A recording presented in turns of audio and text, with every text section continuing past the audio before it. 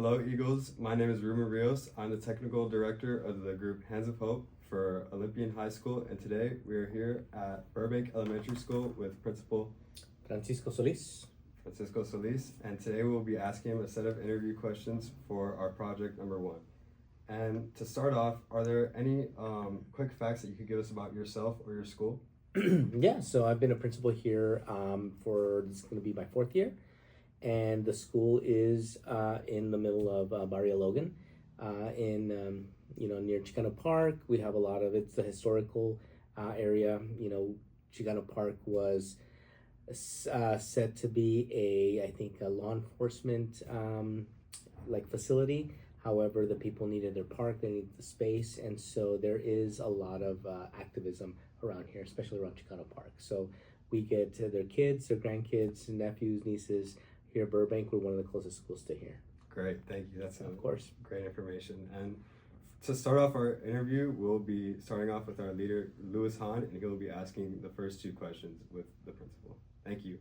All right, hi, my name is Louis Hahn. I'm the team leader for our group Hands of Hope. And to start off our interview, our first question is going to be, what percentage of students at your school are considered economically disadvantaged? So here at school, we have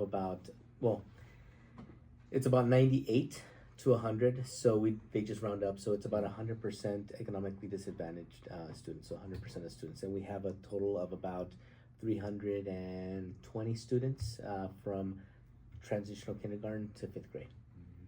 All right, our second question is, what initiatives does the school currently have in place to support students living in poverty? So since most of our students are considered socioeconomically disadvantaged, we have various pieces as far as academics is concerned. So we have another thing to include is that most students, I'd say about 60% of our student population is considered a multilingual learner, mostly in the area of Spanish. We're also a dual language program. So when we talk about what initiatives or what supports, we use a lot of visuals, we use a lot of colors, a lot of color coordination. We also ensure that we can target certain students with their primary language, meaning that if they come in with a strong basis in Spanish, that's why we have a dual language program. So they get taught 50% in English, 50% in Spanish, so that helps strengthen their native language, and then in addition to English. There's about 20 some schools that are dual language in the San Diego Unified School District, and also in middle school and high school. We also have an initiative where it's called GLAD, which is Guided Language Acquisition Design, which is intended to create posters that help out students. So they're step-by-step procedures. They put stories in picture formats.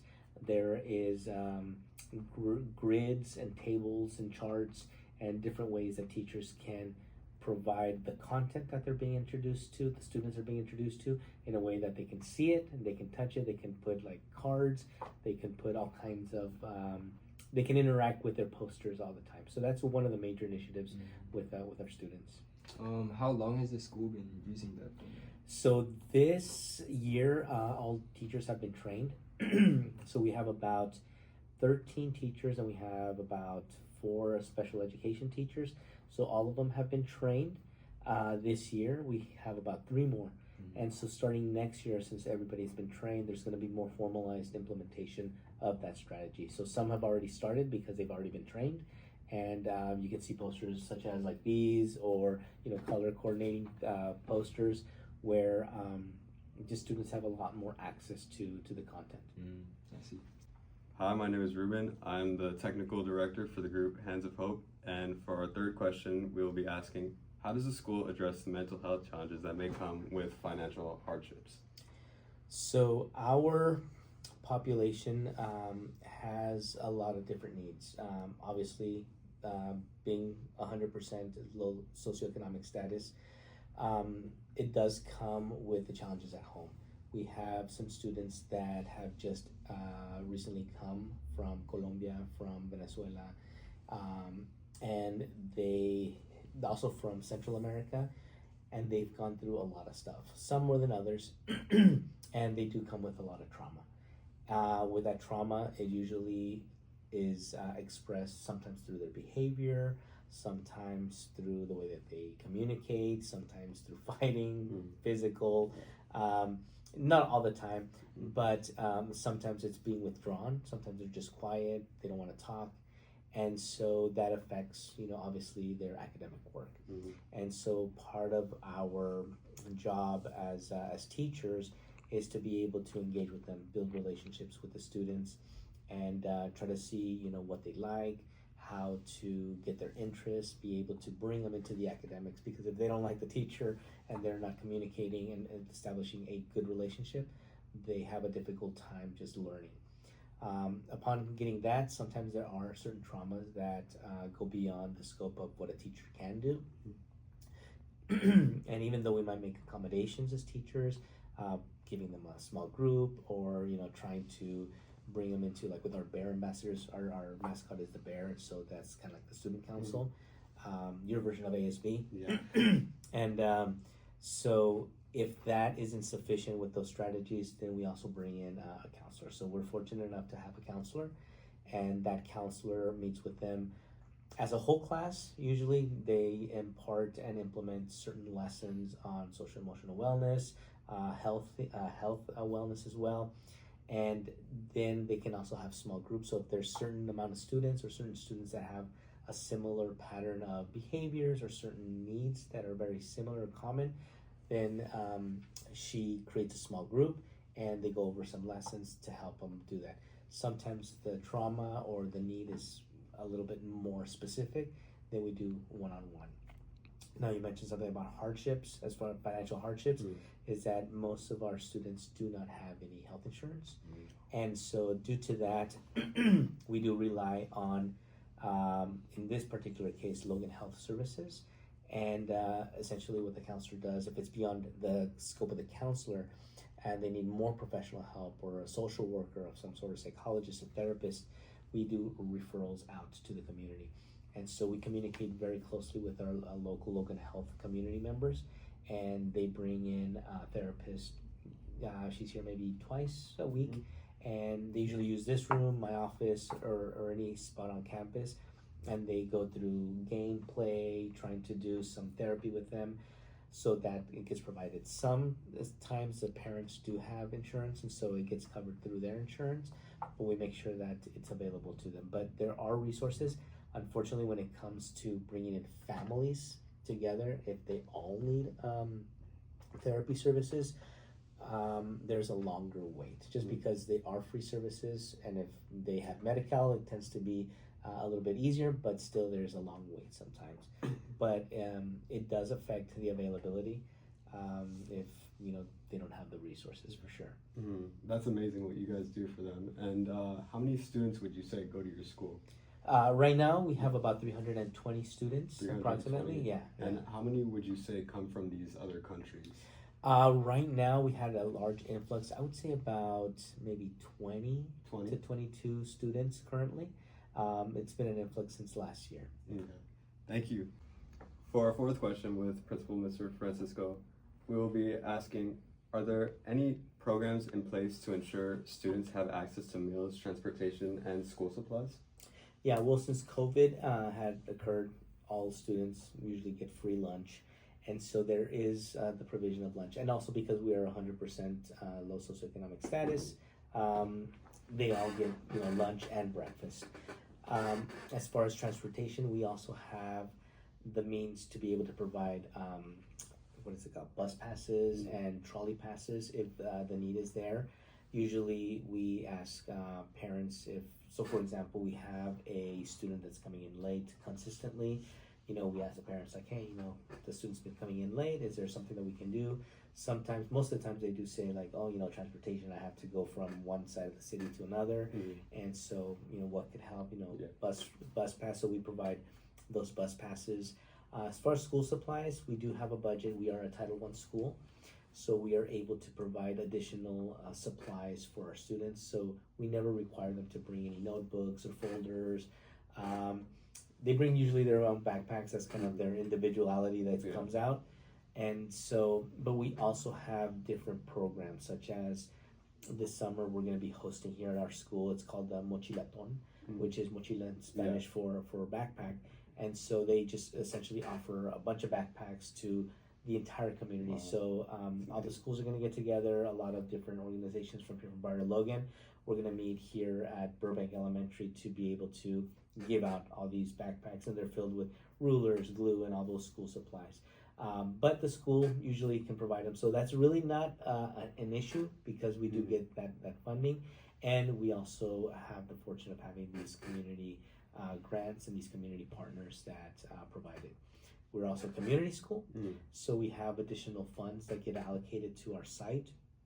And through our coordinator, she's able to bring, other stuff like, let's say, meal vouchers. We get, even vouchers for parents. We also have a pantry. And so, we do find different resources. And again, the school also provides transportation if they do live far away and they get accepted into the school. And what else do we have? Yeah, that's pretty much it. That's amazing how many resources you guys have in place for the kids. How many kids would you say use the bus pass? I'd say maybe about 10. 10? About 10, use the bus pass. Okay. Yeah. Thank you. Hey, I'm Julian Martinez. I'm part of Hands of Hope, and today we have a question for the principal. What steps has been taken to make education more accessible for students facing financial difficulties? So again, the school's here. It's not so much making school accessible, but really providing the students with access to different experiences and different content, different material. So another thing that we do is not so much tell them like, oh, this is what you're learning and this is what you're learning, but really using their community as part of the learning. So for example, rather than going over Tom Sawyer, for example, we begin to look at literature that who have authors here in the community. We look at resources. We go to the Chicano Park. We look at the history behind it. So their history lessons are not so much the Revolutionary War or anything real that's usually commonplace, but rather the takeover of Chicano Park. The different politicians that are coming here, the different ways to get access to resources. So really digging into the community to provide access to their lessons and validate their experiences, and also taking them on field trips around here, taking them to even the zoo. Some of our kids don't know the zoo. Some of our kids don't know even the ocean, even though you can probably see it from here. But they just see the shipyards. They have never been to La Jolla. So it's really providing the opportunities because the school's here, they come, but the difference is the experiences that they get introduced to. So that's probably the biggest piece. And we have, for example, we get a lot of grants. Being a Title I school, we have certain privileges to get access to the museums. There's this thing called JA BizTown where the students have the opportunity to pretend to be a mayor, pretend to be a DJ at a radio station, pretend to be a banker, and so experiences that otherwise they probably would not have. So it's all about the experiences that we provide. Next question. How do you ensure that teachers and staffs are aware of the sensitive to struggles faced by students in poverty? So that's a good question. Some of our teachers don't necessarily live in the area. We have a good handful that do live nearby. We have one that lives like literally just down the block. And it can become difficult for staff members to realize the realities and complexities that the students live in because they're not necessarily part of the community. They're part of the school community, but they don't live in the community. So, I mean, I myself, I live in Chula Vista as well, actually near Olympian. And so, I'm not necessarily part of the community, but I try to make it out there. So how do we ensure that the teachers have the opportunity to get to know the students and know the community is I encourage them to go out. There's a lot of businesses, shop locally. There's a lot of restaurants.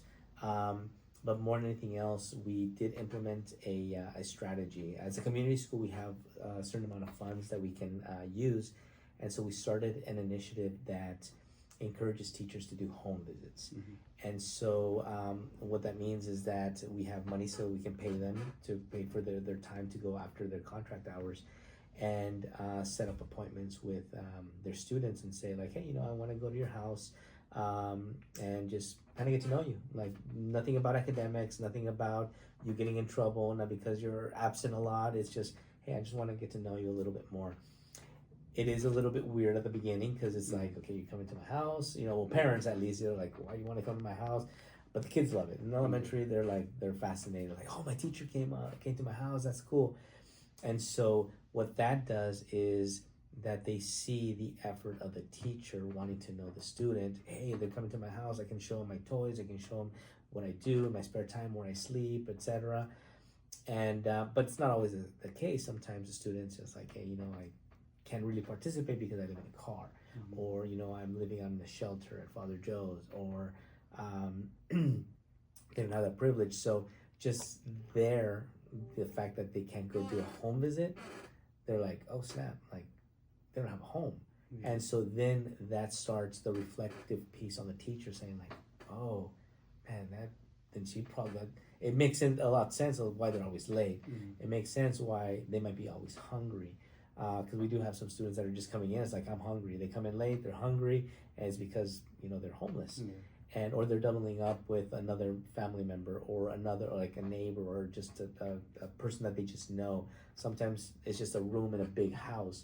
And so the teacher then starts asking these questions and becomes more cognizant, becomes more empathetic, and that just kind of triggers like them to go to the counselor, like, hey, her name is Miss Michelle. I'm like, hey, Miss Michelle, like, did you know that they're homeless? Like, okay, so what's next? So we contact the family. Hey, we understand that you might need some resources. So then it begins this whole domino effect of, just because we wanted to go to their home, or we assume that they have a home, and if they do have a home and we go, they get to learn a little bit more.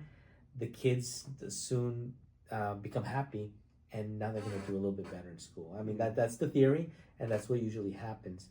And it also, yeah, exactly. They get comfortable. And then they connect with the parents, and now the parents feel like they're being heard. They feel like, oh, now I can go to the teacher, like they know where I live. I feel like, I'm kind of in with the teacher, and I can begin asking for favors, like, hey, he might need a little bit of tutoring. Can you give me an extra worksheet? How can I help my child? And so that's the theory behind the whole initiative that we're doing.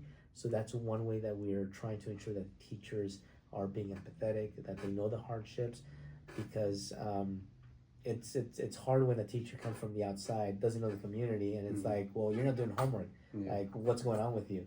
And that's usually the wrong approach, because it's like, well, let's ask, like, hey, I've noticed that you're not doing your work. Like, is there something that I can help you with? And that's when it starts. And then if you offer to go visit their home, it's like you begin to understand them a little bit more. So that's one way that we're trying to ensure that. I think that's very, very, very special, because you guys are building trust with not only yourself but with your students. And you're building on that kind of relationship with them, and I think it's amazing. Cool, thank you. Hi, my name is Victor Martinez, and I'm the chief editor for my group Hands of Hope.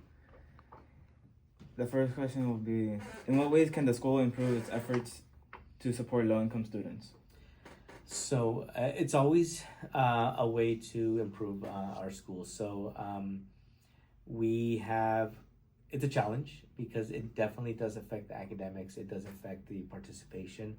And so we're always thinking of new ideas. One of the ideas, and we do these new ideas by taking on something small, trying it out. Does it work? Does it not work? What can we change? Redo it, or do a different iteration, or just let go of that idea altogether if it didn't produce any results. An example of that is we struggle with attendance. Attendance is difficult with some of the students, and so what we do is, our question or our problem of practice that we thought of was, what if we do phone calls? Like, sometimes the teachers just don't call. Like, they usually send, in your case it'd probably be Jupiter grades through Jupiter grades, or for us it's like Class Dojo, or they send emails, and it's sometimes very impersonal. And so we thought, like, well, let's get a group of the kids that we know are struggling with attendance, and let's say maybe 5 to 10, and you just give them a phone call and say, like, hey, you know what? I'm noticing the student is coming to school every day. That's awesome. Let us know how we can help. And usually that builds the trust, and the parents feel acknowledged. And by the same way, it's like, hey, you know, we noticed that your child hasn't been coming to school. Is there anything that we can do to help? And so we did one iteration of that. We did this one experiment. It didn't produce the results that we wanted. However, it did create some relationships between the teachers and the parents. And so we just needed to really be more accurate with how we were recording our data and how we were approaching it. Some teachers didn't have the approach, and so they were always asking either me or our counselor, like, hey, how do I talk to this parent in a way that doesn't offend them? And so we finished that piece, and we learned from it. So we did another cycle, just to, again, it's an improvement cycle. This time they required everybody to do the phone calls, and we had like little sentence frames, we had a little script, and so we're kind of in it right now. So that's one example of how we're trying to improve it, because again, poverty affects attendance. They're usually they don't have rights, they don't have they get sick, so they stay home. There's no daycare. If one kid misses, it can't bring the other one. So there's a lot of factors, and so it affects attendance, and thus it affects academics. So by calling them, at least we'll know. If it doesn't really help with attendance, at least we know how to help the parent. Is like, well, we need medical care. It's like, you know what, we're gonna have a mobile clinic every third Thursday here at school, and at least we can get them on the right track. So okay, what advice do you have for students who may be struggling financially but are hesitant to seek help? So because we're at an elementary school, some of the students don't have the conceptual knowledge of I'm poor, and so it's not so much them. I mean, it does show up usually when they need to pay for things. So for example, if we're having a t-shirt sale, like they cost like maybe $10, and we notice that some kids might pay, or some kids might ask, is there like a payment plan of some sort? So we accommodate. But it's really mainly the parents who might be hesitant. Because again, they might feel embarrassed, like, I don't want to ask for money, I don't want to ask for resources, because I feel like I'm lower than them or less. And so what we do is we try to be proactive with how we present things. So instead of saying, just being there, like, okay, if you need help, just come to us. No, we go, it's like, hey, is there anything you need? Like, hey, we're going to have our coffee with the parents, or cafecito, we want you to come over. We want to kind of get to know you. And once they're there, that you kind of get them into the door. It's like, hey, are you guys struggling? Is your child struggling with mental health? We have this therapist that's available. So we just begin just kind of listing off all the offerings that we do. And so that way it's like, and usually they won't ask in a big group, but later on it's like, hey, we'll stick around later after like a meeting and say, if you have any questions. And usually that's when they come. It's like, hey, I have this situation. So they go through this whole situation. And then we just offer the services. Sometimes, and we have a pantry. We have clothes for them. We have dry goods for them that they can just take. And we try to be as discreet as possible, just to not make them feel uncomfortable. And but yeah, we're trying to make it part of our culture. But yeah, there is that hesitancy, just because people just get ashamed, or I don't want to be a burden on somebody else. But we constantly are reiterating, it's really about the messaging on our behalf as a staff, that hey, it's okay, people need help, it's okay to come in and ask for it. That's what we're here for. That's really nice. Times have changed since I've been because I've been to King Chavez here. I don't know. Yeah, I've been here for preschool, and times have really changed since back then. So that's really nice that there's programs to help students and the families. So it's really nice. Yeah.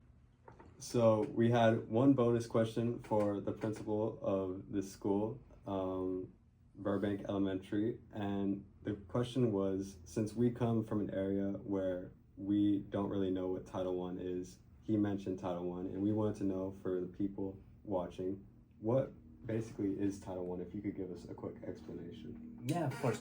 So Title I is basically a law. It's a federal law where we get money from the federal government, specifically designated for students that are living in poverty. And so the goal of having that money to certain schools, so there's certain qualifications. You have to have certain percentages of students of a certain population, et cetera, et cetera. Obviously, living in poverty is the main criteria.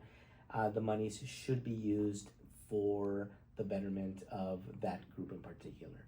So because we do have pretty much 100%, low socioeconomic status, socioeconomically disadvantaged, we get monies that we apply for supplies, for curriculum, for paying substitute teachers so that we can pull our other teachers to do professional development.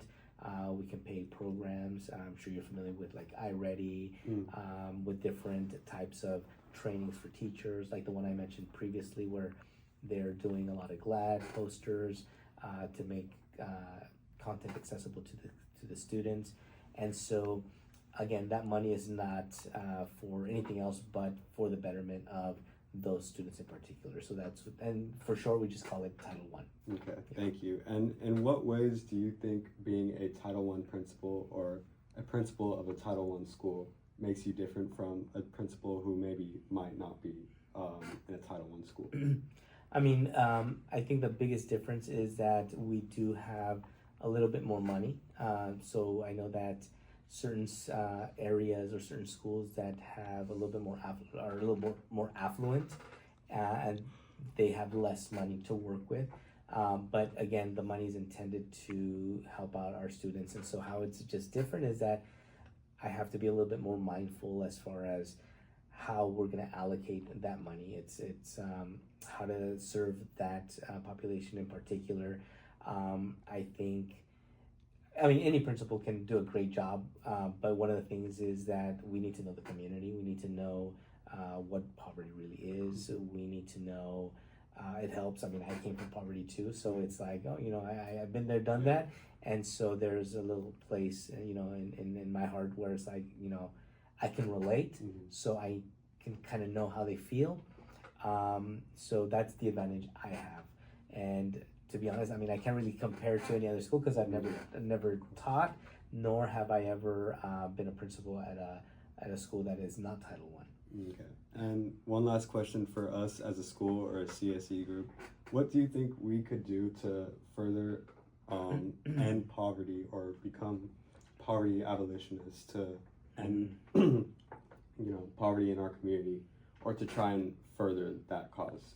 Okay, so I'm going to put in a plug for education. So I think one of the things, actually for any career path that you choose is really going back to those communities and trying not to have that savior complex, but really trying to understand, the community's dynamics. There's a lot of rich history, there's a lot of richness, rich culture in these communities. It's just that we don't have the same opportunities as in a more affluent area. So we don't get to experience certain things. So that money, the Title I money, and all those things, we try to ensure those opportunities are had. So that's pretty much it. Yeah. Well, thank you for your time, Mr. Francisco of Burbank Elementary, and we will be seeing you guys later and our next project 2. Thank you very much.